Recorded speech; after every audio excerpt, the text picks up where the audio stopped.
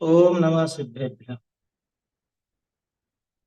मंगलमय मंगल करण वीतराग विज्ञान। नमो ताहि जाते भये अरहंतादि महा। करि मंगल करि हो महाग्रंथ करण को काज। जाते मिले समाज सब पावे निज पद राज। मिथ्या भाव अभाव तैं जो प्रगटे निज भाव। सो जयवंत रहो सदा यही मोक्ष उपाय। मोक्ष मार्ग प्रकाशक ग्रंथ पर अपनी चर्चा चल रही है और इसमें दूसरे अधिकार पर अपनी बात चल रही थी। दूसरे अधिकार में तोड़रमल जी अपने को बता रहे हैं कि जीव को जो नया बंध होता है वो नवीन बंध का कारण क्या है। नया बंध इस जीव को किस वजह से है कि पिछला बंधन तो नए बंध में कोई कारण है नहीं। पिछला जो बंध है, पिछले जो कर्म बंधे हुए हैं वो तो इस नवीन बंध में कुछ भी कारण नहीं है। हम्म। और पिछले जो कर्म ज्ञानावरण दर्शनावरण अंतराय ये नवीन बंध के कारण नहीं है। क्यों? क्योंकि इनके उदय में जीव की जो दशा है वो तो समझ लीजिए खुद की शक्ति के अभाव रूप दशा है। वो नया बंध करा नहीं सकती। और जो प्रकटता है वो सारी की सारी प्रकटता अपने स्वभाव का ही अंश है।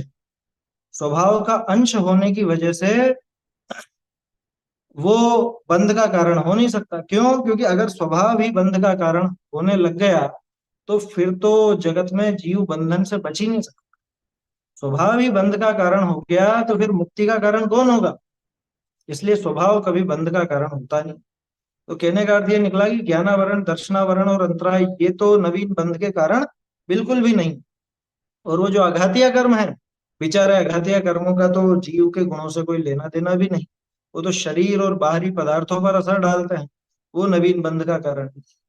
तो ले देखे एक ही बचता है, मोहनीय कर्म के उदय में होने वाला दर्शन मोह और चारित्र। वो नवीन बंध के कारण है। यानी जीव को जितना कुछ भी नया बंध होता है वो असल में मिथ्यात्व और कषाय भाव से ही होता है। द्रव्य संग्रह और तत्वार सूत्र में भी आपने देखा होगा, मिथ्यात्व अविरति प्रमाद कषाय योगा बंध हेतव। तो मिथ्यात्व अविरति प्रमाद कषाय ये चारों तो मिथ्यात्व और कषाय में ही शामिल हो जाते। योग जरूर थोड़े सा अलग है ना, लेकिन उन सबको भी एक सामान्य रूप से जो बाकी के चार हैं उन सबको सामान्य नाम कषाय दिया जाता है। ठीक है। अब इसमें एक चीज और विशेष समझने की है कि आचार्य देव ने मिथ्यात्व और कषाय इन दोनों को ही बंध का कारण, और ये दोनों के दोनों देखें तो मोहनी कर्म के उदय में होने वाली अवस्थाएं हैं जी, दर्शन में और चारित्र में। तो टोडरमल जी ने इसलिए सार निकाल दिया, वही मिथ्यात्व और कषाय एकमात्र ये ही जीव को नवीन बंध का कारण है। इसके अलावा कोई नए बंध का कारण नहीं। कल अपनी बहुत सुंदर चर्चा चल रही थी, इसमें अपन ने देखा था मोहनी कर्म के द्वारा जीव को अयथार्थ श्रद्धान रूप तो मिथ्यात्व भाव होता है और क्रोध मान माया लोभ आदि कषाय होता है। इसके बाद जो बात आई थी वो गजब की थी। इतना संतुलन आपको कहीं मिलेगा नहीं। सबसे पहली बात तो क्या थी कि कहाँ होते हैं ये जीव के अस्तित्वमय है ना, जीव भिन्न नहीं है। जीव ही उनका करता है और जीव के परिणमन रूप ही वे कार्य हैं। माने जीव खुद उन रूप परिणमा है, ऐसा नहीं है कि कोई और परिणमा। मिथ्यात्व किसका परिणमन? कि मिथ्यात्व जीव का परिणमन। कषाय किसका परिणमन? कषाय जीव का परिणमन। कोई और नहीं परिणम रहा है। हमें किसी व्यक्ति से कषाय हुई तो व्यक्ति कषाय नहीं है और वो व्यक्ति कषाय रूप नहीं परिणम रहा है। बल्कि हम उसके निमित्त से कषाय रूप परिणमित होता है। अब उसके निमित्त से कहना भी बंद करो, क्योंकि निमित्त का बहाना लेकर के हम किसी और पर दोष मढ़ देते। आया समझ में? निमित्त का नाम नहीं लेना कि उसके निमित्त से, उसके निमित्त विमित्त से छोड़ो। किसने किया ये अपराध? की मैंने किया। ये मिथ्यात्व और कषाय भाव किसके है? कि मेरे, मेरे अस्तित्व में है, मेरे ही भाव हैं, मैंने ही किए हैं, मैं ही उनका करता हूं, मेरे ही परिणमन रूप वो कार्य हैं। तो भी उनका होना मोह कर्म के निमित्त से ही है। मोह कर्म के निमित्त से ही वो संभव है। मोहनी कर्म का उदय होता है तभी मिथ्यात्व अथवा कषाय दोनों, है ना। दर्शन मोहनी के उदय में मिथ्यात्व, चारित्र मोहनी के उदय में कषाय। तो मोहनी कर्म के उदय में ही उनका होना संभव है। मोहनी कर्म के उदय के बिना वो कभी भी हो ही नहीं सकते। जीव ही उनका कर्ता भले है, लेकिन हुए किसकी वजह से? मोह कर्म के निमित्त से। कल अपन ने 2-3 उदाहरण देखे थे, है ना। गांठ वगैरह भी हो, या कोई समझ लीजिए फोड़े फुंसी हो, या कोई बीमारी हो, या कुछ इस तरह की चीज हो, वही सब शरीर में है। शरीर ही उस रूप परिणमा है, लेकिन हुई पर द्रव्य के विकार से। कोई चीज गलत खाने में आ गई, कोई समझ लीजिए जैसे मलेरिया है। मलेरिया कहाँ होता है? कि मलेरिया शरीर में होता है। मलेरिया किसका परिणमन है? शरीर का परिणमन है। मलेरिया रूप कौन परिणमा? शरीर ही परिणमा। तो मलेरिया का कर्ता कौन? तो शरीर ही। लेकिन ये बताओ, बिना उस मलेरिया के मच्छर के कभी मलेरिया हो सकता है? कि वो निमित्त तो रहेगा। तो क्या उसने कर दिया मलेरिया? हम ये नहीं कह रहे हैं कि उसने किया या नहीं, हम तो ये बात देख रहे हैं कि बिना उस अन्य निमित्त के वो मलेरिया संभव है क्या? तो मलेरिया जब भी हुआ तो बाहर में वो मलेरिया का मच्छर ही उसमें निमित्त रहा। और निमित्त दूर होने पर वो परिणाम भी दूर होता है। कर्म का निमित्त दूर होने पर उनका अभाव ही होता है। ही लगा है टोडरमल जी ने ही यहाँ पर। कर्म का निमित्त दूर होने पर उनका अभाव ही होता है। अच्छा देखो, इन्होंने तो फिर भी होता है लिखा। टोडरमल जी ने तो ऐसा लिखा था, कर्म निमित्त दूर भय इनका अभाव ही है। क्या कर्मों का निमित्त दूर हुआ तो इनकी सत्ता नहीं, है ना। मिथ्यात्व और कषाय की सत्ता वहां तक ही है जहां तक कर्मों का निमित्त मौजूद है। मोहनी कर्म का निमित्त मौजूद है, और मोहनी कर्म का निमित्त दूर हुआ तो इनका अभाव ही है ना। वो होता है भी भले अर्थ कर दिया, कोई दिक्कत नहीं है, लेकिन अगर मोहनी कर्म का निमित्त नहीं है तो आपको कहीं भी मिथ्यात्व और कषाय मिल नहीं सकता। ये नियम है। बता दो, एक भी जगह बता दो जहां मोहनी कर्म नहीं हो और वहां पे आपको मिथ्यात्व अथवा कषाय मिले। दर्शन मोहनी का निमित्त नहीं हो और मिथ्यात्व दिखाई देता हो। चारित्र मोहनी मौजूद नहीं हो और कषाय हो जाती है। बता दो एक भी जगह ऐसी हो। ये दुनिया में ऐसा कोई स्थल नहीं, कोई स्थान नहीं है इस तरह का। क्या कोई जीव नहीं है इस तरह का कि जो मोहनी का अभाव होने के बाद भी मिथ्यात्व अथवा कषाय रूप, मिथ्यात्व या कषाय रूप परिणमन करे, ऐसा जगत में कोई जीव नहीं। जीव भी उनका करता है। हाँ, कैसे? जीव ही उनका करता है। हाँ? क्यों? यह परिणमति सकर्ता। यहाँ पे इतना नियम लेना, क्या समझ में आई बात? ये नियम समझना है कि यहाँ जीव को जो उसका कर्ता कहा, जैसे अभी अपन ने देखा, मलेरिया का कर्ता उस मच्छर को नहीं कहा, मलेरिया का कर्ता शरीर को ही कहा। क्यों? कि शरीर ही उस रूप परिणमा है, मलेरिया रूप। ठीक उसी तरह से कि जीव ही उस मिथ्यात्व रूप अथवा कषाय रूप परिणमा है, और यह परिणमति सकर्ता। जो परिणमन करे वही करता है।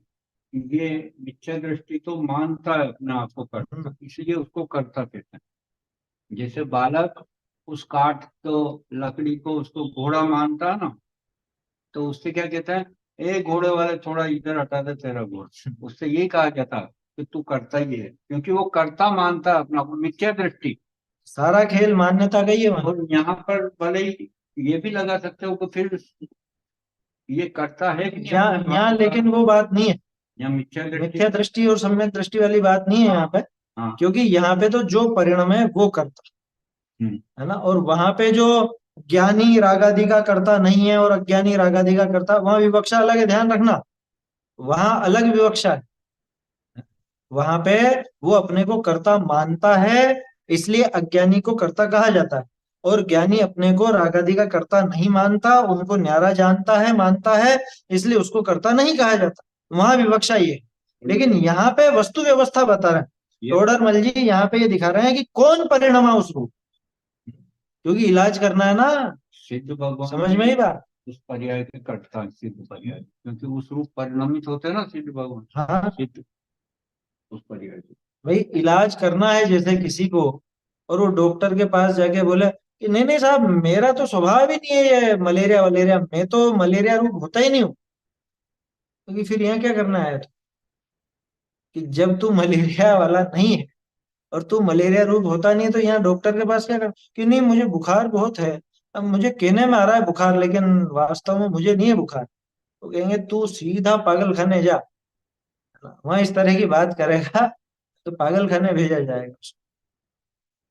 बाबूजी की वो कविता बहुत जोरदार है, निश्चय भाषी। हाँ, निश्चय भाषी वाली कविता बहुत अच्छी है। बुखार आ गया। बुखार आ गया, क्या मेरी पर्याय को बुखार। और डॉक्टर ने सोचा कि पर्याय शायद इसकी पत्नी का नाम होगा। तो उन्होंने कहा, लिया फटाफट, देर क्यों करता है, अभी ठीक कर देंगे, दवाई दे देंगे। उन्होंने कहा अरे आपको इतना भी नहीं मालूम है, पर्याय कहीं दूसरी थोड़ी ना, पर्याय तो मेरे साथ है। तो कह रहे लाना दिखाना फिर। कह रहे कैसे दिखाऊं मैं तो पर्याय रूप हुई नहीं, पर्याय तो मुझसे न्यारी है। वो कहता कि मैं सब समझ गया तेरी बीमारी कहाँ, कि तेरी बीमारी यहाँ से संबंधित, तो तू इसके डॉक्टर के पास जा। समझ में आ रही है बात। तो इसलिए है ना, विवक्षाओं को समझना चाहिए। वहां जो अज्ञानी को कर्ता कहा गया रागादि का और ज्ञानी को नहीं कहा गया, वहां मान्यता के आधार पर वो कथन है। और यहाँ जो बताया गया, यहाँ पे चूंकि अभी अपने को ये समझना है कि ये बंधन किस लिए होता है, क्योंकि बंधन तो सभी को है ना, ज्ञानी को भी अज्ञानी को भी। अज्ञानी के भी नवीन बंध होता है तो किस लिए होता है, ज्ञानी को भी जो नवीन बंध हो रहा है वो इस मोह के कारण ही तो हो रहा है। दर्शन मोह भले ना हो, लेकिन चारित्र मोह तो है ना, कषाय भाव है ना, तो अब कषाय भाव रूप वो परिणमा या नहीं परिणम, है ना। तो समझना वहां पे कि अध्यात्म की विवक्षा अलग है, और यहाँ पे सिद्धांत तया जो बात चल रही है वो अलग, और इसमें भी अध्यात्म शामिल ही है। ये तो वस्तु व्यवस्था वस्तु व्यवस्था बता रहे हैं यहाँ, भाई पूरा सिस्टम ये है ना। ये कषाय किसके अस्तित्व में है, कहाँ हुई है ना, मतलब उसका पता ठिकाना तो मालूम चले। जब उसका नाश करना है तो उसकी पूरी व्यवस्था मालूम चलनी चाहिए। तो टोडरमल जी यहाँ पे वो दिखा रहे हैं। और घबराना नहीं, टोडरमल जी एक एक चीज बारीकी से सब बताएंगे। कल अपन ने दो पेज नोट करे थे, 38 और 196 ना, 196 और 38, ये दो पेज अपन ने देखे थे। तो 38वां जो पेज था,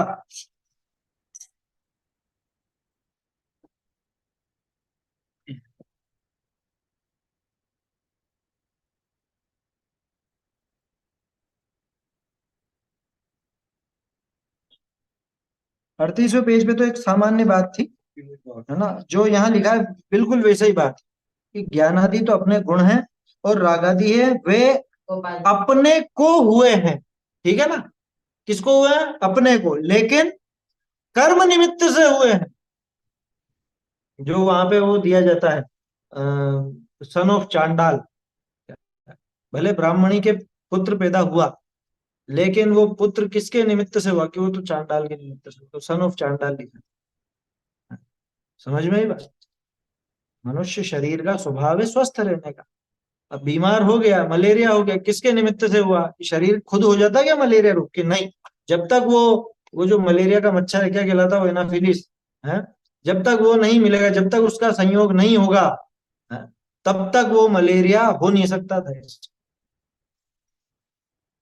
समझ में ही बात। और ये भेद विज्ञान करने के लिए है ये सब। हाँ। कि भैया ये जो जानना हो रहा है ये तो हम्म। मेरा है, ये तो। ये इसमें आगे जो बात है क्या, हाँ। कि और ये ये बात। जो रागादि हैं वे अपने को हुए हैं लेकिन कर्म के निमित्त से हुए हैं और उपाधिक भाव है। तथा वर्णाधिक हैं, ये दूसरा आ गया है ना। कर्म की बात हो गई, फिर शरीर की बात हो गई। वर्णाधिक है वे शरीर आदि पुद्गल के गुण हैं। और शरीर आदि में वर्णाधिकों का तथा परमाणुओं का नाना प्रकार पलटना होता है, वो पुद्गल की अवस्था। अब देख लो कि ये बुखार हो रहा है या ये शरीर कट रहा है या इसमें कैंसर हो रहा है या हो रहा, अरे ये तो पुद्गल की अवस्था। और ये राग हो रहा है, वो राग हो रहा है वो पर्याय में हो रहा है, एक समय की पर्याय में। लेकिन उसका भी निमित्त पुद्गल। वो राग हो रहा वो तो कर्म आदि के निमित्त से होता। और मैं तो ज्ञान हूँ, मैं तो जानने वाला हूँ, ऐसे वेद विज्ञान करें तो थोड़ी शांति तो उस विकल्प में ही आ जाती। मैं तो जानने वाला हूँ ना, ये जानने वाला देखने वाली शक्ति को धरती हुई वस्तु में हूँ। है ना। तो ये तो मैं हूँ, बाकी के ये देख लो रागादि एक समय की पर्याय में है। ये भी मैं नहीं, मेरा स्वरूप नहीं है ये भी। और ये शरीर आदि में क्रियाएं हो रही है तो हो रही है, वो बाहर में है, वो दूर है बहुत। वो भी मुझसे नहीं आता। तो थोड़ी ठंडक तो आएगी, रुपये पैसे में हो रहा है, चोरी होगी, घाटा हो गया, वो हो गया, जो भी हुआ हो। तो अरे वो बहुत दूर, मेरे में नहीं हो, वो पुद्गल की क्रियाएं हैं शरीर में, रुपये पैसे आदि में, कि रिश्तेदार। उनमें से एक भी क्रिया मेरी नहीं, वो सारी न्यारी। और ये प्रकरण जो चला इसमें भी भेद विज्ञान की बात। ये वेद विज्ञान की तो सारी की सारी वो भाई समझ। वस्तु व्यवस्था जहां भी आएगी वो सारी भेद विज्ञान की जनक होगी, ये तो पक्की बात। ऐसे करना और तद्रूप होके करना फिर कि ये मेरे साथ, तोड़रमल जी लिखे। ये मेरे साथ हो रहा है कि नहीं हो रहा है, ये कहाँ कहाँ हो रही है घटना। हम्म। अपन तो सोचते मेरे साथ घटी है घटना, मुझे उसने पीटा या मेरे ये घाटा हुआ या मेरे ये फायदा हुआ, इसमें से एक भी घटना नहीं हुई मेरे साथ। जानना अवश्य हुआ है। और उस आगे बढ़ो तो उस खाली एक समय की पर्याय रूप में नहीं, मैं तो ज्ञायक हूँ इसका वो ज्ञान। जो ज्ञान दर्शन आदि देखा भी जा रहा है, अभी तो यहाँ पे कहा था कि वो स्वभाव का ही अंश अंश है। है ना। लेकिन उस स्वभाव के अंश को पकड़ के मत बैठना, उस रूप में स्वभाव थोड़ी के अंश को पकड़ के तो स्वभाव तक पहुंचना। मैं तो अंशी हूँ, स्वभाव के अंश रूप थोड़ी हूँ मैं, मात्र एक समय की ज्ञान की पर्याय रूप थोड़ा ही हूँ। है वो समझ तो में। अंश है, वो तो मेरे में से ही होता। ये मति ज्ञान शुद्ध ज्ञान की जो पर्याय पकड़ी, अब वो सिर्फ जितना उतने में जानने में आ रहा है उतने में संतुष्ट हो गया, ऐसा नहीं करना। उसे पकड़कर ज्ञान स्वभाव क्या है मेरा, मेरा जानने जानने जानने का जो स्वभाव है उसे पकड़ा जाए, पिंड पिंड ज्ञान ज्ञान ज्ञान। ऐसा है। देखो 196 196 नंबर पेज निकालिए। कल इस पर थोड़ी सी चर्चा की थी अपन ने। ये प्रकरण ही गजब का है। सातवें अधिकार में शुरू में निश्चयाभासी का जो प्रकरण है, समय सार जी के कई अधिकारों का सार है ये। वर्णाद्या वा राग मोहादयो वा भिन्ना भावा सर्व एवास्य पुंस। वर्ण आदि हो या राग मोह आदि, किस किस को ले लिया। वर्ण आदि माने क्या, उद्गल। शरीर वरीर क्या करो, सीधे द्रव्य बोलो। वर्ण आदि माने पुद्गल, ठीक है ना। पुद्गल कहते ही है कि समझ में आ जाता है कि जीव नहीं। वर्णाद्या वा या फिर राग मोहादयो, राग वो अपनी कषाय भाव और मोह वो मिथ्यात्व भाव। ये वर्ण आदि हो या ये मोह राग आदि हो, ये सब भिन्ना भावा सर्व एवास्य पुंसः। ये सर्व पुंसः भिन्ना भाव, ये सब इस पुंसः यानी पुरुष के, पुरुष यानी आत्मा है ना। अन्य मत में तो पुरुष नाम ही आत्मा, प्रकृति और पुरुष वहां पे बताते हैं है ना। अन्य मतों में तो वहां पुरुष बोलते हैं आत्मा को, और अपन भी आत्मन शब्द पुरुष के रूप में काम में लेते हैं। तो पुरुष के यानी पुरुष का मतलब यहाँ आप यूं मत समझना बहुत सही कि हम तो स्त्री हैं तो हमारे लिए नहीं है क्या ये बात है। देखिए मोह राग आदि पुरुष के तो भिन्न भाव हैं और स्त्री के अपने भाव हैं, ऐसा देखिए, ऐसा नहीं। ये आत्मा देखना स्वयं को कि आत्मा के ये सब भिन्न भाव, आत्मा से ये सब न्यारे भाव कौन से है? कि जिसमें स्पर्श रस गंध वर्ण पाए जाते हैं ऐसा वो पुद्गल, अथवा जिसमें मेरा ज्ञान स्वभाव नहीं है ऐसा वो राग और ऐसा वो मोह, ये सब मुझसे न्यारे है। ठीक है। ये सामने वाला कह रहा है, उसका हाँ, प्रश्न है ये कि साहब ये कैसे। ये निश्चयाभासी का प्रकरण है ना, निश्चयाभासी ने ये बात पकड़ करके रखी है ना। अब वो प्रश्न क्या करता है कि वर्णाधिक अथवा रागाधिक भाव हैं वे सभी इस आत्मा से भिन्न है, तथा वहीं रागादिक को पुद्गलमय कहा है। कहाँ पे कहा? समय सार जी में कहा है ना। रागादि को पुद्गलमय कहा ना, रागादि भावों को पुद्गल का सिद्ध भी किया। तथा अन्य शास्त्रों में भी आत्मा को रागादिक से भिन्न कहा है। फिर वो किस प्रकार है? ये इतनी गाथाएं दे रखी हैं। वो देखो, पहले तो इस चीज को समझो, ये अपन ने क्यों जोड़ा। इसको इसलिए जोड़ा क्योंकि ये 26 नंबर पेज पर अपन देख रहे थे कि यद्यपि वे जीव के अस्तित्वमय हैं, जीव ही उस रूप परिणमा है, जीव ही उनका कर्ता है, जीव के ही वो परिणाम है, जीव ने ही किए हैं, ये सब पढ़ा ना अपन ने। दूसरी तरफ ये बात आ जाती है कि साहब वो तो राग आदि से भिन्न बताया गया है।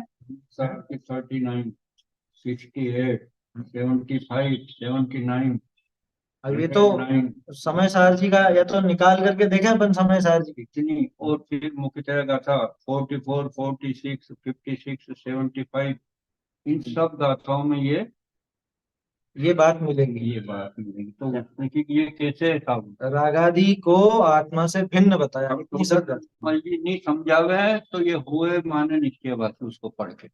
अगर मोक्षमार्ग प्रकाशक नहीं पढ़े नहीं समझे हाँ, नष्ट होगा वो तो वो इनको पढ़ के है ना। ये बोलूं क्या, ज्यादातर लोगों के पास शायद पुराने मोक्षमा प्रकाशक होंगे ना? ये मंगलायतन वाली में तो नीचे नोट लगा दिया है। जिनके पास पुरानी है, एक बार वापस से संख्याएं बोल दो आप। गाथा हूँ, गाथा है कलश है? गाथा है। कलश तो एक है 221। कलश तो ये वाला है। नहीं नहीं, ये तो 37वां है वर्णाध्यावा। ये तो 37वां है। हम्म। अब अभी कौन कौन सी गाथा है मुख्य रूप से? ऊपर से चल रहा ना, परद्रव्य का ही निमित्त बना मानते हैं जो पहले नंबर 221वां कलश। या राग जन्मनि निमित्तताम वो तो ऊपर इसी में दे रखा है, थे उत्तरम वो तो यहीं पे ही है। तो फिर तो उसमें सामने लिखा रहेगा 221। हाँ, अच्छा लिखा हुआ है, ठीक। उसमें तो लिखा हुआ है ना 221। वो तो नीचे फुटनोट जो है वो इससे जुड़ा हुआ जो है वो बोल लेते हैं बस। वर्णाध्याय भी दे ही रखा हम्म। है ना। समय साठ गाथा 332 और 344। 332 से 344 ये गाय में दिया।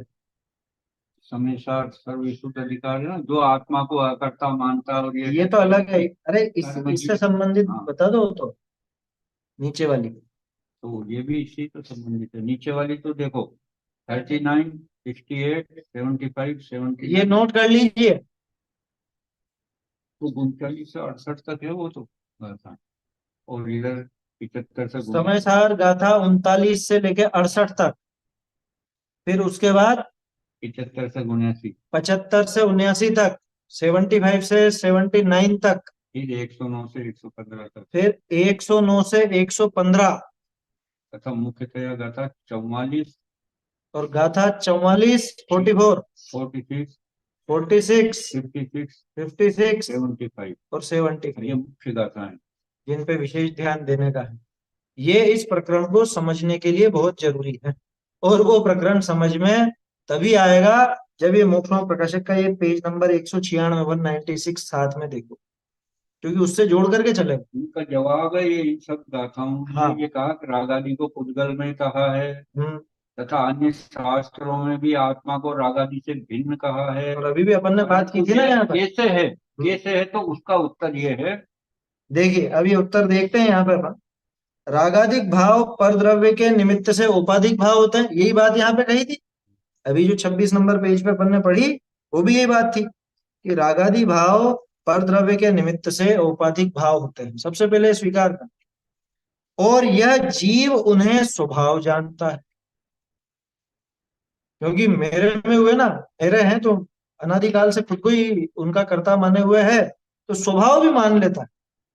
भाई कर्तापना किसी अपेक्षा कहा भी जाए, लेकिन ये तो स्वभाव ही मान करके बैठ गया, अरे इनको क्यों नाश करना, ये तो मेरे हैं। कौन अपने होने वाली कषायों को कौन बुरा मानता है बताओ? किसको बुरी लगती है वो कषाय? हाँ, नहीं लगती किसी। जिसे स्वभाव जाने उसे बुरा कैसे मानेगा? कोई कहे कि अरे आपको ऐसे गुस्सा नहीं करना चाहिए, फालतू में ऐसी बात। किया तो किया, मेरी मर्जी, मैं चाहूं जैसे रहूं। बोलो, नहीं बोलते ऐसा? क्यों? कि मेरे स्वयं के किए हुए भाव कभी मुझे बुरे नहीं लगते। अरे कितने लालची हो, कितना लालच करते हैं। ये क्या लालच है उसमें? सभी करते हैं, सभी दुनिया के होता है ये काम तो, सबके ऐसा है और वैसा है, तरह तरह की बातें बनाता है। तो जिसने उनको अपना स्वभाव मान लिया, वो उनको बुरा कैसे माने? और उनके नाश का उद्यम किस लिए करेगा? इसलिए ये श्रद्धान भी विपरीत है। कौन सा? अपना स्वभाव मान लेवे तो। के गांठ हुई या सोजा आया तो हम्म, उसने कि मैं तगड़ा हो गया, 5 किलो वजन मेरा बढ़ गया, जो बहुत खुश हो रहा है वो तो। ऐसा मानता है वो उसको वजन को क्यों घटाएगा? कि ये तो मेरा ही है, नहीं घटाऊं। 5 किलो की गांठ से स्वयं का वजन बढ़ गया मानता हो, अपना स्वभाव उसको मानता हो, वो उसके नाश का उपाय करेगा? शरीर का अंग जानता है वो, तो उसको तो मैं क्यों हटाऊं? कोई उससे कहते हैं निकलवा ले गांठ, अच्छा नहीं मर जाएगा नहीं तो क्या बोलता हो कि ये जरूर मेरे से जलता है। मैं अभी स्वस्थ हो गया ना, मेरा मैं थोड़ा अच्छा तगड़ा हो गया, मेरा वजन बढ़ गया, तो ये मुझसे जलता है, इसलिए ये वजन कम कराना चाहता मेरे में क्यों निकला हूँ डॉक्टर साहब, ये मैं वजन क्यों कम है। हाँ, तो उसलिए कहा कि ये राधा जी मेरे ये यूं है, तो मेरा ही स्वभाव है, तो ये श्रद्धान भी विपरीत। इसलिए उसको उसे छुड़ाने के लिए, ये सारे गाथाएं उसे छुड़ाने के हाँ, लिए। वो जो नीचे अभी गाथाएं अपन ने नोट की, ये उसे छुड़ाने के लिए, उसे छुड़ाने के लिए स्वभाव की अपेक्षा रागाधिक को भिन्न कहा है, और निमित्त की मुख्यता से पुद्गलमय का। आगे वो वेद्य रोग का उदाहरण है। इसलिए कहा ये इसको अपना स्वभाव ही मान रहा था, हुआ तो इसमें ही था क्या? हुआ था इसमें, तो उसने कि मेरे में होता है तो मान लो कि अब नहीं भाई। 26 नंबर पेज इसके साथ लगा के देखना। और इसको भिन्न क्यों कह रहे हैं? क्यों बता रहे कि भैया ये तेरा स्वभाव नहीं है, नहीं है? और दोनों अपेक्षा अच्छी तरह से समझना ये। उत्तल का क्यों है? कि भाई ये कर्म का उदय होता है ना, तो उसके साथ ही ये होते हैं। उसके बिना नहीं होती। तो ये निमित्त हुआ पुद्गल। क्या? जैसे बेटी है किसकी, तो वो जवाई जी के साथ ही आती है और उनके साथ ही जाती है। चली जाती, जबकि वहां पैदा कहाँ हुई थी? यहाँ पर किसकी थी? इनकी थी, लेकिन किसकी कहा जाता है? तो ये तो अब उनकी। ऐसे ही निमित्त की मुख्यता से क्या कहा? पुद्गलमय। या वो एक ब्राह्मणी थी हम्म। और वो हरिजन, उससे पुत्र हुआ, तो सनोप किसका कहा जाएगा? हरिजन का कहला। सनोप क्या लिखाएंगे वहां पिता के नाम में? हरिजन। तो ऐसे ही यहाँ पुद्गल को उसका कर्ता कह दिया, निमित्त की मुख्यता से, इसके संयोग से ही हुआ। ये अपेक्षा समझ में आई दोनों। दोनों चीजें समझना कि रागादि को जीव का स्वभाव क्यों कहा, और रागादि को जीव से न्यारा क्यों कहा है। स्वभाव स्वभाव की अपेक्षा भिन्न ही है, हाँ, अपने पैदा नहीं हुए ना। स्वभाव का मतलब कि ये अपना कर्म क्यों कहलाए। तो हो गया ना। ऐसे अब उसको छुड़ाने के लिए छुड़ाने के लिए स्वभाव की अपेक्षा रागादिक को भिन्न कहा है, क्योंकि अभी छुड़ाना चाहते। सिद्धों क्या होता है क्या? अगर रागादि अपना स्वभाव होता, तो फिर तो सिद्धों के भी पाया जाता, अरहंतों के भी पाया जाता, लेकिन उनके नहीं पाया जाता। तो इसलिए वो अपना स्वभाव तो नहीं। तो वो बात तो यही सिद्ध हो जाती। और निमित्त की मुख्यता से उसको पुद्गल में भी कहा कि भैया बताओ किसके उदय में हो रहा है ये। जैसे अभी अपन ने वो लड़की का उदाहरण देखा कि वो तो उसके पति के आने पर आती है, उसके ले जाने पर चली जाती है ना। तो कानूनन भी और एक सामाजिक व्यवस्था के तहत भी देखें, तो वो किस घर की है? जहां पैदा हुई उस घर की, या जहां वो पति के साथ रहती है उस घर की? किसकी कहलाती? ये तो उसी की कहलाई। अभी यहाँ पे वो उस उदाहरण को खींचना नहीं चाहता कि नहीं नहीं सब अपनी मर्जी की मालिक है, उसकी मर्जी होगी जहां रहेगी जिसकी खिलाई। दुख पाएगी। वो फालतू की बात नहीं करना है, उदाहरण को उदाहरण जैसे ही समझ। पर्याय की बात। तो यहाँ उदाहरण को उतना ही समझना प्रयोजन को। ठीक है, तो जिसे स्वभाव जान लेगा तो उसको बुरा नहीं मानेगा और उसके नाश करने का उपाय नहीं करेगा। तो उस बात को छुड़ाने के लिए, ऐसी खोटी मान्यता छुड़ाने के लिए तो स्वभाव की अपेक्षा रागादिक को अपने से न्यारा कर, है ना। अब न्यारा कहा तो किसी न किसी के माथे तो डालना पड़ेगा ना, तो निमित्त देख करके उद्गल में भी कह दिया। लेकिन इसका आशय ये मत समझना कि राग कोई वास्तव में पुद्गल का हो गया। राग जीव के ही परिणाम में है ना, जीव ने ही किया है, ये समझना। क्योंकि अगर जीव का किया हुआ नहीं मानोगे तो जीव उसका नाश भी नहीं कर सकता, नाश कराना है अभी। इसलिए जैसे वैद्य रोग मिटाना चाहता है, यदि शीत की अधिकता देखता है तब उष्ण औषधि बतलाता है, और यदि आताप की अधिकता देखता है तब शीतल औषधि बतलाता है। उसी प्रकार श्री गुरु रागादिक छुड़ाना चाहते हैं। जो रागादिक को पर का मानकर, बहुत गजब की लाइन है ये, जो रागादिक को पर का मानकर स्वच्छंद होकर निरुद्यमी होता है, उसे उपादान कारण की मुख्यता से रागादिक आत्मा के हैं, ऐसा श्रद्धान करा, जो 26 नंबर पेज पर बात। सत्संग जी के लिए लिखा, तेरे ही किसके लिए कहा गया कि तेरे ही है ये? कि जो स्वच्छंदी हो रहा, अरे मेरे नहीं है, मैं क्यों नाश करूं, हो रहे होंगे जिसके हो रहे होंगे, और स्वच्छंद आचरण करता है, निश्चय भस्म हो गया। उसको तो यही सिखाया जाएगा कि भैया ब्रह्म में मत रह, ये तेरे ही, तूने ही किए हैं, तेरे ही पैदा हुए हैं, सब तेरा ही किया धरा है, तो सुधारेगा भी। आया समझ में? है तो ही नहीं मेरे। कैंसर मेरा वो है ही नहीं, स्वभाव कैंसर है ही नहीं, स्वभाव और मिल जावे डॉक्टर के। बहुत से होते हैं ना, जिद्दी होते हैं। नहीं निकला हूँ, ये फोड़ा या ये गांठ या कैंसर नहीं निकला हूं, तो मरेगा। अब अगला दूसरा आ रहा है। ऐसा श्रद्धान कराया ना, उसे उपादान कारण की मुख्यता से रागादि आत्मा के हैं। देखो दो चीजें हो गई, किस जीव के लिए और किसकी मुख्यता से, है ना। अब ये थोड़ा अब दूसरा देखो, तथा जो रागादिक को अपना स्वभाव मानकर उनके नाश का उद्यम नहीं करता, उसे निमित्त कारण की मुख्यता से रागादिक प्रभाव है, ऐसा श्रद्धांत है। इन दोनों का सुमेल ये 26 नंबर पेज पर। निकला ले, वो गांठ निकला ले भैया, वो तेरी नहीं है, हुई होगी तेरे में, निकला ले मर जाएगा। देखो गजब की बात है, रागादि को अपने से सर्वथा न्यारा मानने वाला भी उनके नाश का उपाय नहीं करे, और रागादि को अपना स्वभाव ही मान लेवे वो भी नाश नहीं करे। ये चीज समझे है थोड़ी। समझ में आई बात? तो एक जीव तो वो जो पूरी तरह रागादि को पर के जिम्मेदारी पर ढोल कर, पर को उसका कर्ता मानकर स्वच्छंद होकर के निरुद्यमी हो गया। मुझे क्या करना, मेरे तो है ही नहीं, मेरे तो ये रागादि है ही नहीं। रागादि माने मोह राग द्वेष तीनों ले लेना, मिथ्यात्व भी ले लेना, मेरे तो है ही नहीं, ये तो न्यारे हैं, पराये हैं, पर निमित्त से हुए हैं साहब। तो उससे तो कहते हैं कि भैया ये तेरे ही है, तेरे ही अस्तित्वमय है, तेरा ही परिणमन है, तू ही इनका करता है। ठीक है ना, वो श्रद्धान कर। तथा जो रागादिक को अपना स्वभाव मान, अब जो जिसने स्वभाव मान लिया, बरोबर।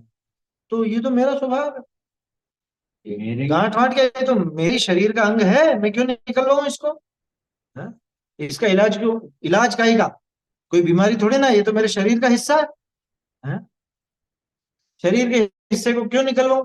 शरीर का हिस्सा मान लिया तो भी नहीं निकलवाया, और शरीर से न्यारा मान लिया तो भी नहीं निकलवाया, दोनों तरफ मरेगा, है ना। तो टोडरमल जी ने यहाँ संतुलित विचारधारा दी, ये दोनों का मिक्सचर है ये 26 नंबर पेज। क्या करें तो फिर। दोनों विपरीत श्रद्धानों से रहित होने पर सत्य श्रद्धान होगा, तब ऐसा मानेगा, कैसा, कि ये रागादिक भाव आत्मा का स्वभाव तो नहीं, स्वभाव तो नहीं, कर्म के निमित्त से आत्मा के अस्तित्व में विभाव पर्याय रूप से उत्पन्न होते हैं। ये स्वभाव तो नहीं है मेरे, लेकिन मेरे में हुए हैं, और क्यों हुए हैं, कि पर के निमित्त से, कर्मों के निमित्त से, है ना, कर्म के निमित्त से आत्मा के अस्तित्व में विभाव पर्याय रूप से उत्पन्न होते हैं, और निमित्त मिटने पर इनका नाश होने से स्वभाव भाव रह जाता है। इसलिए क्या करना, इसलिए इनके नाश का उद्यम करना। ये कहीं 199 सदस्य में हम्म ये आत्मा के स्वभाव तो नहीं है, विभाव रूप अशुद्ध पर्याय है, तो भी संयोगों के निमित्त से हुई है, और विनाशी है। विनाशी। 199 कलश, कलश है उस 199। 306 पेज पे भी इससे मिलती हुई बात थी, लेकिन वो अलग है थोड़ा सा।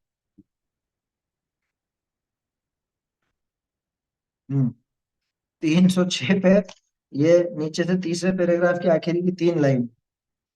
राग आदि भाव आत्मा के स्वभाव भाव तो है नहीं, औपाधिक भाव हैं, पर निमित्त से हुए हैं। और वो निमित्त कौन है? और वो निमित्त मोह कर्म का उदय है। उसका अभाव होने पर सर्व रागादिक विलय हो जाए, तब आकुलता का नाश होने पर दुख दूर हो, सुख की प्राप्ति हो। इसलिए मोह कर्म का नाश हितकारी है। ये थोड़ी सी आगे अलग बात आ गई, लेकिन बाकी तो यहाँ पे खुलासा आ चुका वही है। तो देखो टोडरमल जी का संतुलन देखा आपने, और ये संतुलन शुरू से आखिर तक एक जैसा बना हुआ है ना। एक बाल बराबर भी अंतर नहीं मिलेगा आपको टोडरमल जी की कथनी में। और उन्होंने आचार्यों का पूरा हार्द खोल करके रख दिया। आचार्य देव जो कहना चाहते थे वो पूरी बात स्पष्ट कर दी। सब में मोह पे ही प्रहार किया, सब में, शुरू से आखिर तक ही मोह। पहले ही अधिकार से आखिरी अधिकार तक सब जगह मोह के ही नाश का उपाय। आया समझ? तो ये अन्य अन्य जगह जो अपन देखते हैं, इससे दृढ़ होता है ना, पता चलता है वास्तव में। अब ये बात समझ में आई या नहीं कि जीव के स्वभाव रूप कहे गए तो क्यों कहे गए? और स्वभाव का मतलब जीव के अस्तित्व में बताए गए, जीव ही इनका कर्ता बताया गया तो क्यों बताया गया? और अपने से न्यारे बताए गए तो क्यों बताए गए? ये यहाँ अपने को विशेष रूप से समझना चाहिए। तो मेरे ख्याल से क्लियर हुआ होगा, ये जो 2-3 जगह अपन ने देखा, इससे वो समय सारची की विवक्षाएं भी खुल करके सामने आती है ना। आप लोगों को कोई इसमें दिक्कत लगे समझने में तो बता दीजिएगा। ये अपन जो अलग अलग देखते हैं ना, उससे मतलब हमको तो ये लगता है कि इससे और क्लियर होता है, इसलिए ऐसा पलट पलट के अपन देखते हैं। पक्का होता है पक्का हो जाता है उससे। पक्का होता है। पेज नंबर याद रहे या नहीं रहे, वो बड़ी बात नहीं। खास चीज है कि वो अपने को विषय दिमाग में क्लियर हो जाना चाहिए। कि समय सार जी में रागादि का कर्ता आत्मा को बताया तो क्यों बताया, और वहीं पर रागादि को आत्मा से सर्वथा भिन्न उद्गल का बताया तो क्यों बताया, है ना। वो अपेक्षा यहाँ खुल जाती है। 26 नंबर पेज पर तो बिल्कुल उसका मिलान कर ही दिया यहाँ। शुरू से ही चालू किया, आखिर तक चला जाऊँ। चलिए, तो मूल में बात तो ये निकली, उन भावों द्वारा नवीन बंध होता है, इसलिए मोह के उदय से उत्पन्न भाव बंध के कारण है। मोह का उदय बंध का कारण नहीं, मोह के उदय से उत्पन्न भाव बंध का। समझ में ही बात? मोह का उदय माने वो तो कर्म का उदय है। मोह का उदय माने मोहनी कर्म का उदय, और मोहनी कर्म का उदय तो कर्म का उदय है, वो तो खिरेगा। जो उदय, उदय का अर्थ मतलब खिरना समझते हैं ना। उदय होने के बाद कर्म का क्या होता है? उदय आया तो कर्म अकर्म रूप हो जाता है, खिर जाता है। तो फल देने के बाद जब वो कर्म स्वयं खिर जाता है, तो नया बंध कैसे कराएगा? ये लॉजिक समझ में आया? भाई कर्म का उदय अगर नवीन बंध का कारण हो, तो उदय यानी तो खिरना है। वो कर्म स्वयं खिर रहा है, दूसरे को कैसे लाए? स्वयं अभाव हो रहा है तो दूसरे का सद्भाव कैसे बनाएगा? इसलिए कर्म का उदय, मोह कर्म का उदय भी, अन्य कर्म के उदय की तो बात खत्म हो गई, उसकी तो चर्चा पहले कर ली अपन। ज्ञानावरण, दर्शनावरण, अंतराय और बाकी के जो आघातियां हैं, उनकी चर्चा तो अपन कर चुके कि उनसे तो कोई बंधन है ही नहीं। मोहनी कर्म का उदय भी बंध का कारण नहीं। मोहनी कर्म के उदय में हुए जीव के विकारी भाव, वो बंध का कारण। ठीक है ना? थोड़ा सा अपन प्रैक्टिकल इसको समझ के देखें। मोहनी कर्म के उदय को बंध का कारण क्यों नहीं कह रहे हैं अपन? जैसे यूं समझना, मिथ्यात्व मोहनी, दर्शन मोहनी है ना, दर्शन मोहनी का उदय है तब तक मिथ्यात्व। ठीक है ना? अब यूं समझो कि पहला समय, दूसरा समय, तीसरा समय, ऐसे एक एक समय की पर्याय देखना। ये पहले समय में जीव मिथ्या दृष्टि है, सम्यक तो सन्मुख मिथ्या दृष्टि। ये इसके अगले समय में सम्यक दृष्टि हो रहा है। ठीक है? अब ये पहले समय में मिथ्या दृष्टि तो किसके उदय में है अभी तक? मतलब सम्यक दर्शन होने के पहले की जो पर्याय है वो कौन सी है? मिथ्यात्व की पर्याय है, मिथ्या दर्शन की पर्याय है। तो मिथ्या दर्शन की पर्याय में दर्शन मोहिनी का उदय है ना, या नहीं? तो ये उदय, इस उदय ने क्या किया? ये सिर्फ इस पर्याय के समय उदय में आया और खिर गया। अगले समय तो उसका उदय भी नहीं रहा, अगले समय तो उसकी सत्ता रही नहीं, है ना? क्योंकि अगर उसका उदय होता तो इस समय जीव सम्यक दृष्टि नहीं होता, मिथ्या दृष्टि होता। समझ में आ रही है बात क्या कहना चाह रहा हूं? तो इस समय जो दर्शन मोह का उदय आया, इस उदय ने किसका बंध कराया? क्या इससे नवीन दर्शन मोहनी कर्म का बंध हुआ कि नहीं हुआ? ये तो अभाव रूप होकर के खिर गया और अगले समय में सम्यक दर्शन आ गया, है ना? तो इससे प्रैक्टिकली सिद्ध होता है कि मोहनी कर्म का उदय भी बंध का कारण नहीं, बल्कि अगर ये जीव उस उदय में विकारी भाव करे, जैसे इस समय में, ये पहले समय में मिथ्या दृष्टि था ना, लेकिन सम्यक तो सन्मुख था, ये इसका मिथ्यात्व में आखिरी समय था। इस समय इस जीव ने विभाव किए क्या? नहीं, इस समय तो ये सम्यक दर्शन का उपाय कर रहा है। तो कर्म का उदय था लेकिन उसने विभाव नहीं किए, तो नया दर्शन मोहनी नहीं बंधा। कितनी सीधी सी बात है ना? दूसरा तर्क, अगर ये उदय, कर्म का उदय भी नवीन बंध का कारण होता जाए, तो जीव के कभी भी बंध का अभाव हो ही नहीं सकता। क्यों? क्योंकि उदय तो आता ही जाएगा, और उदय आया तो नवीन बंध अगर उससे मानते हो तो नवीन बंध भी होता ही जाएगा, होता ही जाएगा, चलता ही जाएगा। ये ऐसी गड़बड़ हमेशा बनी रही, है ना? इसलिए समझना है यहाँ पर क्या, कि नवीन बंध का कारण जगत में अगर और कोई है, कोई भी है, तो वो सिर्फ दर्शन मोहनी का उदय है। इसके अला दर्शन मोहनी का उदय है, या दर्शन मोहनी के उदय में हुए जीव के विकारी भाव? विकारी भाव, है ना? ध्यान रखना, नहीं तो अभी मैं बोलूं और हाँ करते जाओगे आप। दर्शन मोहनी का उदय उस नवीन बंध का कारण नहीं, दर्शन मोहनी के उदय में होने वाले विकारी भाव, जिनको अपन बोलते हैं मिथ्यात्व और कषाय, है ना? मोह और क्षोभ, या मोह और राग द्वेष, जो भी नाम देना, ठीक है? राग द्वेष मोह बोलो, मोह और क्षोभ बोलो, मिथ्यात्व और कषाय बोलो, एक ही चीज। तो ये जीव के वास्तव में नवीन बंध के कारण, ठीक है? इसलिए मोह के उदय से उत्पन्न भाव, मोह का उदय नहीं, मोह के उदय से उत्पन्न भाव बंध के कारण है। ये स्पष्ट होता है? ठीक है? उदय से उत्पन्न भाव के मतलब, मोह के उदय से उत्पन्न कौन से भाव? अरे उदय से उत्पन्न मतलब उसके उदय में जो निमित्त से, हाँ, वो निमित्त, बस इधर उदय रहेगा और जीव इधर उस रूप परिणमेगा। उदय से उत्पन्न यानी कि उसके निमित्त से जो उत्पन्न। उदय से उत्पन्न का अर्थ यूं मत समझ लेना कि कर्म ने पैदा कर दिए, उदय ने पैदा नहीं किए। उदय से उत्पन्न माने उदय ने उत्पन्न नहीं किए, बल्कि ऐसा हुआ कि इधर तो उदय था और इधर इनकी उत्पत्ति थी। इधर कर्म का उदय चल रहा था और इधर राग द्वेष मोह की उत्पत्ति हुई, बस इतनी सी बात, है ना? तो कर्म के उदय से उत्पन्न, अब देखो हर जगह इतनी डिटेल तो लिखने नहीं बैठेंगे ना टोडर पर, कोई भी नहीं लिखेगा, और कोई भी ऐसा, अपन ही बोलेंगे तो ऐसा नहीं बोलेंगे, यही कहेंगे हाँ कर्म से हुए, इतना ही कह देंगे। कर्म के उदय से उत्पन्न हुए, इतना भी कौन बोला है? कि इधर तो कर्म का उदय निमित्त था और इधर सहज रूप से वो उपाधिक भाव, वो जो राग द्वेष मोह के भाव है, वो स्वयं।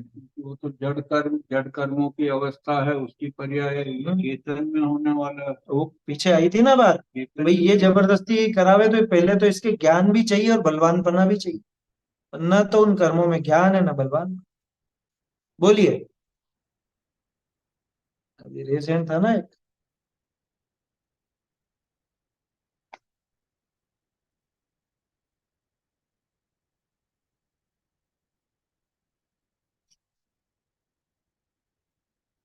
जो मोह मोह के उदय में जो राग देश परिणाम है वही तो विकारी भाव कहे जाएंगे।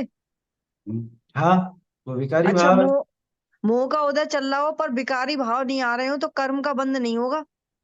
हाँ, ठीक। मोह का उदय मतलब वो मोहनी का उदय। अब मोहनी हाँ दर्शन मोहनी अथवा चारित्र मोहनी। हाँ दर्शन मोहनी के उदय में मोह भाव होगा, चारित्र मोहनी के उदय में कषाय भाव होगा। हाँ वो ठीक। विकार है और उसी की वजह से कर्म बंधन। लेकिन वो नहीं करा रहे हैं, बस ये बात वो होते हैं हम्म और ये भी होता। कर्म कराते नहीं है ना, कर्म वहां पे मौजूद होते हैं और इधर जीव स्वयं विकार ऐसा है। चलिए आगे का पैराग्राफ देख लेते हैं। बहुरी अघाती कर्मणि के उदयते बाह्य सामग्री मिले है। अघाती कर्म का बेचारे का रोल ही इतना है। अच्छा देखो, दिखाई इसी का उदय देता है, क्या अघातिया कर्म आत्मा पर तो असर नहीं डालता, ये बात तो सही, लेकिन दिखता जगत में इसी का राज है, इसी का उदय नजर आता, इसके उदय में होने वाली चीजें दिखती हैं। जो बाकी घातिया कर्म है, घातिया कर्म के उदय में होने वाली चीजें दिखती नहीं है, लेकिन असर उन्हीं का है। और इसके उदय में होने वाली चीजें दिखती हैं। कैसी दिखती हैं? अघाती कर्मणि के उदयते हैं बाह्य सामग्री मिले है, तिन्हीं विशेष शरीर अधिक तो जीव के प्रदेश निस्यों एक क्षेत्र अवगाही होई एक बंधान रूप हुए ना। बाहरी सामग्री कौन कौन सी मिलती है वो बता रहे हैं कि बाहरी सामग्री में से एक तो वो शरीर है, उस शरीर का जीव के प्रदेशों से एक क्षेत्र अवगाह होकर के एक बंधान रूप है ना। एक बंधान है ना, कैसा एक बंधान? जो पीछे उदाहरण भी आया था कि शरीर पकड़े तो जीव भी पकड़ा जाता है, शरीर फिसलेगा तो जीव भी साथ में ही फिसलेगा, है? ऐसा है। अम, तीन विशेष शरीर अधिक तो आदि में और कौन है? अन्य वस्तुएं, लेकिन अन्य वस्तुओं का एक क्षेत्र होगा संबंध नहीं, ध्यान रखना, उनका संयोग संबंध है, एक क्षेत्र होगा संबंध नहीं। शरीर अधिक तो जीव के प्रदेशनि से एक क्षेत्र होगा ही होई एक बंधान रूप हो है। और धन कुटुंब अधिक आत्माते भिन्न रूप हैं, वो न्यारे हैं, रुपया पैसा भी न्यारा, कुटुंब परिवारजन वो भी न्यारे, है ना। वो आत्माते भिन्न रूप है, सो ए सर्व बंध के कारण नहीं। टोडरमल जी एक भी, क्या बोलते हैं उसको, वो एक भी चेक बॉक्स खाली नहीं रहना देना चाहते, हर चीज चेक कर रहे हैं वो, हर चीज। ज्ञानावरणी इसका कारण है क्या? दर्शनावरणी इसका कारण है क्या? मौनी इसका कारण है क्या? अन्य कर्म इसके कारण है क्या? फिर इसके बाद नो कर्म पर है कि नो कर्मों में देख लो, शरीर, शरीर से न्यारे अन्य द्रव्य, ये सब तो जीव से न्यारे हैं। इनमें से एक भी नवीन कर्म बंध का कारण नहीं, ये दिखा रहे हैं यहाँ। क्या लिखा? धन कुटुंब आदि आत्मा से भिन्न रूप हैं, ए सर्व बंध के कारण नहीं है। इनमें से एक भी जीव को नवीन बंध का कारण नहीं है। क्यों? जाते हैं पर द्रव्य बंध का कारण न होई, ये अटल सिद्धांत है, पर द्रव्य कभी भी बंधन का कारण नहीं। कीर मरकट सी घल अनंत, क्या क्यों नहीं होता? पर द्रव्य बंध का कारण क्यों नहीं? यार साहब बांध तो देते हैं एक दूसरे को लोग बात, है? कि पर द्रव्य अगर बंध का कारण होने लग जाए तो फिर तो मुक्ति का कारण भी पर द्रव्य ही होगा, एक बात। दूसरी बात, पर द्रव्य अगर बंध का कारण होने लग जाए तो फिर ये जीव छूटेगा कब से? और क्यों छोड़ेगा? पर द्रव्य इसको क्यों छोड़ दे? ये क्यों नहीं होता? कारण क्यों नहीं होता? वो उसके ये दिखाया ना यहाँ पे, अपने कार्य का कारण, क्या कह रहे हैं? वो स्वयं अपने कार्य का कारण। हाँ, वो खुद का काम करे या दूसरे का करे, क्या कार्य कारण तो शक्ति है। प्रत्येक द्रव्य दूसरे द्रव्य से बिल्कुल न्यारा रहता है, अपने अपने षट कारक की व्यवस्था बनी हुई है, अपना ही करता होता है, अपने ही गुण पर्यायों में केली करता है। तीसरी गाथा है ना समयसार जी की, क्या? प्रत्येक द्रव्य अपने ही गुण पर्यायों में लीन रहता है, उन्हीं का आलिंगन करता है, उन्हीं का चुंबन करता है, उन्हीं में रहता है, किसी अन्य द्रव्य में नहीं रहता। आए समझ? जावे ही नहीं। यहाँ से पाकिस्तान आप जाओ ही नहीं तो वहां की दुकान पे कैसे काम करोगे? आप आपके पड़ोसी की रसोई के करता हो कि नहीं? क्यों? क्योंकि हमारी एंट्री नहीं है वहां पे, हमारी बोलचाल ही नहीं। तो जिसका द्रव्य क्षेत्र काल भाव न्यारा है ना, प्रत्येक द्रव्य का द्रव्य क्षेत्र काल भाव न्यारा, तो जब एक द्रव्य दूसरे द्रव्य में कुछ कर धर नहीं सकता, तो एक द्रव्य दूसरे द्रव्य का बंध का कारण कैसे होगा? छूट ही नहीं है ना। बोलो, पाकिस्तान में कौन सी दुकान के व्यापारी हो आप? कौन सी दुकान का काम करोगे? या पाकिस्तान में कौन से रसोई बनाओगे? हैं? हैं? कि हमारा जाना ही नहीं है वहां पे, हम तो जाते ही नहीं, वहां कभी गए नहीं और कभी जाने का भी नहीं। मालिक नहीं है हम। बिल्कुल न्यारा है। वो उनकी व्यवस्था के मालिक है, हम हमारी व्यवस्था के मालिक हैं। देखो, जाते हैं परद्रव्य बंध का कारण न होई, इन्हीं विषय आत्मा के ममत्वादि रूप मिथ्यात्वादि भाव हो हैं, सोई बंध का कारण जानना। क्या? इन परद्रव्यों में जो ममत्व आदि रूप मिथ्यात्व भाव, ममत्व आदि, अब आदि में कौन कौन आएगा? एकत्व, ममत्व, कर्तृत्व, भोक्तृत्व, चारों आ जाए। हालांकि एकत्व तो एकाएक, एकत्व शरीर से तो होता ही है ना। अहम भाव शरीर में तो रहता है ना इसका, कि ये मैं हूं, ऐसा विचार करके चलता है। तो जो उनमें ऐसे ममत्व आदि मिथ्यात्व भाव होते हैं, वो ही वास्तव में बंध के कारण है ना, ऐसा अपने को जानना चाहिए। तो वो जो मिथ्यात्वादी भाव हैं, वही तो मोह राग द्वेष है। उनके प्रति जो भी मिथ्यात्व का परिणमन होगा, मिथ्यात्व रूप परिणमन हो या कषाय रूप परिणमन हो, वही वास्तव में बंध का कारण है। अन्य पूरे इस विश्व में जीव को बंधन का कारण कोई और नहीं। ठीक है ना?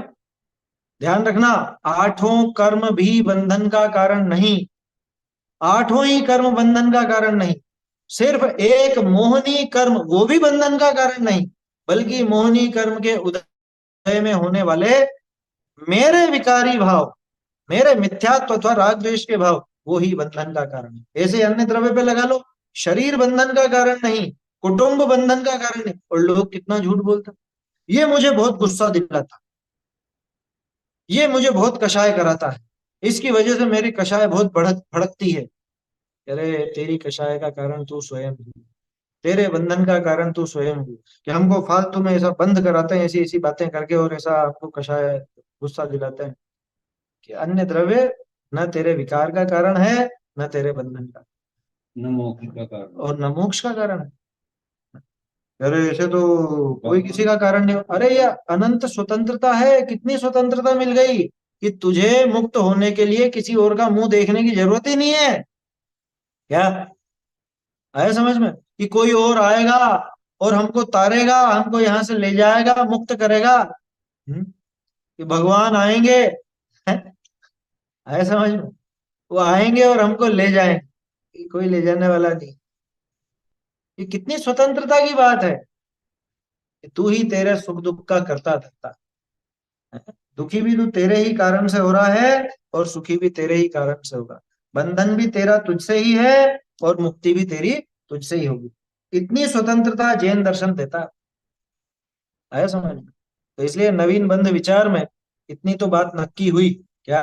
कि नवीन बंध का कारण एकमात्र जीव के स्वयं के अंदर पैदा होने वाले, लेकिन जो स्वभाव रूप नहीं है, ऐसे विभाव रूप मोह, राग और द्वेष, एक ही नाम कहें तो मोह।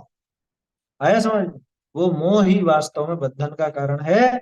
न कोई कर्म बंधन का कारण है, न शरीर बंधन का कारण है, ना ही कोई अन्य द्रव्य जिसके निमित्त से, जिसके ऊपर आपके राग द्वेष हुए, वो भी बंधन का कारण नहीं।